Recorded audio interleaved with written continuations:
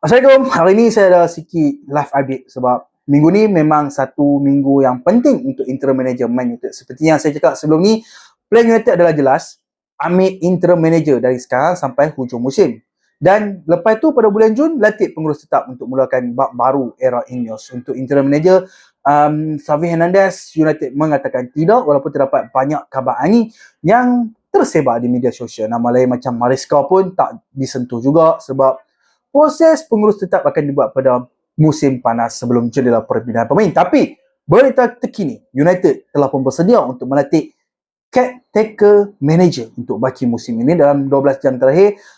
Apa yang saya baca dan boleh sahkan bahawa Michael Carrick buat kemajuan besar dalam rundingan perbincangan. Sesi face to face antara Carrick dan United telah berlaku sama macam Ole Gunnar Solskjaer, dua calon utama beberapa hari ini yang disebut-sebut sebagai calon interim manager United. Dan dalam tempoh 24 jam terakhir, Carrick nampak macam pilihan utama untuk pekerjaan tersebut.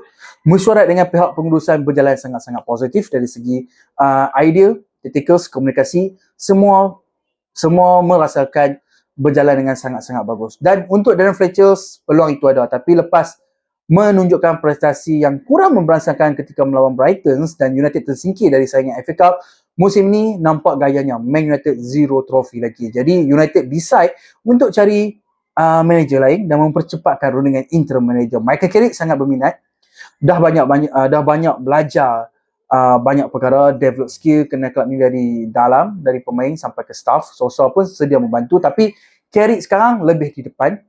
Dari segi kewangan tiada isu. Kalau interim manager buat kerja yang sangat-sangat baik, macam mana dengan pengurus tetap musim panas nanti?